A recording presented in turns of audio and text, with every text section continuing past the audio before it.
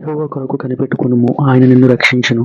నా ప్రియ సహోదరుడా, ఈరోజు నీ సమస్యలో ఉన్నప్పుడు, నీ ఆర్థిక ఇబ్బందులో ఉన్నప్పుడు, నీ కష్ట సమయంలో ఉన్నప్పుడు ఎవరిని నువ్వు సహాయం కొరకు వేచి చూస్తున్నావు? ఎవరి సహాయాన్ని నువ్వు అర్థిస్తున్నావు? ఎవరి సహాయం కొరకు నువ్వు ప్రాకులాడుతున్నావు? ఈ లోకంలో ఉన్న వ్యక్తుల సహాయం కొరకు నువ్వు ప్రాకులాడినట్టయితే అది తాత్కాలికమే నా ప్రియ సహోదరుడా. ఆ సహాయం దొరకదు. కానీ నువ్వు దేవుణ్ణి ఆశ్రయించినట్లయితే, దేవుని సహాయాన్ని కోరినట్లయితే, దేవుని యొద్ద గోజాడినట్లయితే దేవుడు నీకు సహాయం చేస్తానని వాగ్దానం చేస్తున్నాడు.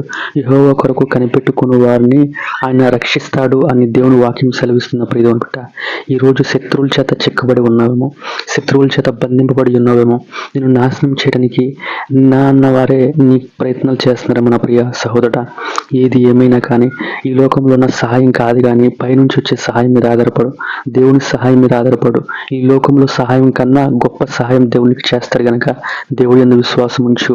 ఆమేన్.